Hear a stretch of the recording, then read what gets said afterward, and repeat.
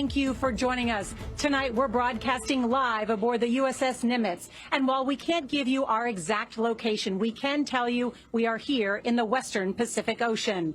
We landed here just moments ago after boarding a C-2 Greyhound in Guam and landing on the deck of this massive aircraft carrier that stretches nearly 1,100 feet long. That's more than 3 football fields. And about this exact location on the ship, it's called Vulture's Row. It is a viewing platform high above the flight deck where the crew and others can observe the flight operations below. Today, the world is marking 1 year in the war in Ukraine, when Russia unleashed the largest ground invasion in Europe since World War II. We've got reports tonight from Ukraine with CBS's Charlie D'Agata, and from the Pentagon with CBS's David Martin, who takes an in-depth look at the billions of dollars in military aid for Ukraine. All this as the U.S. prepares for a potential conflict with China. Tonight, the U.S. is confirming that they're going to be sending additional troops to Taiwan. That is big news. It is historic because the troops will deploy to the crucial island to help build out a training program amid increasing tensions with China. It's here in the Western Pacific where America's naval power is on full display. The USS Nimitz with more than 60 planes and 5,000 sailors. Guam is where we took off from this morning. It is considered the tip of the spear, one part of the Marianas, a strategic location used during World War II to launch the bombs that forced Japan to surrender. Today, Guam houses 3 military bases, Air Force, Navy, and now a new home to 5,000 Marines, the first new U.S. military base in 70 years. Part of a new buildup in the region. Defense Secretary Lloyd Austin announcing earlier this month the U.S. will expand its military presence in the Philippines. That's just part of our efforts to modernize our alliance. And these efforts are especially important as the People's Republic of China continues to advance its illegitimate claims in the West Philippine Sea.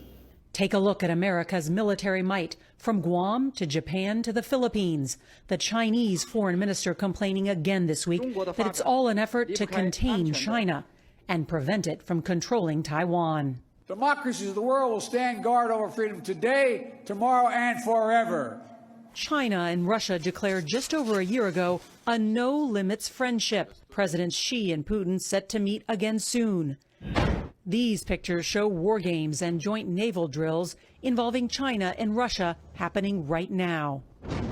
How closely is Xi Jinping and China watching the war in Ukraine? Xi Jinping is likely watching the war in Ukraine very closely because it has both economic implications for China, diplomatic implications for China, and military implications for China.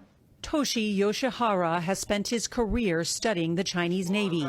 He says Xi Jinping is learning lessons as the Chinese president considers invading Taiwan. The first is the nuclear saber-rattling that Putin engaged in at the outset of the conflict. Now, while Putin's nuclear threats did not stop the West from helping Ukraine, I think it was clear that the United States and its NATO allies were very cautious, took Putin's words seriously. And so Xi Jinping might learn that it might be to China's benefit to similarly engage in early nuclear threats. Republican Congressman Mike Gallagher is a Marine veteran and chairs the new House committee focused on China. One of the lessons of Ukraine is that when dictators tell you they're going to do something, you should pay attention. President Biden has pledged to defend Taiwan, setting the U.S. and China up for a possible conflict this decade. If this thing really escalated into a conflict between our navies, that would entail a level of destruction and death that we haven't seen for a long, long time. We're seeing firsthand how the Navy is preparing for that possible conflict in the Western Pacific. We'll have much more for you tomorrow and soon on 60 Minutes.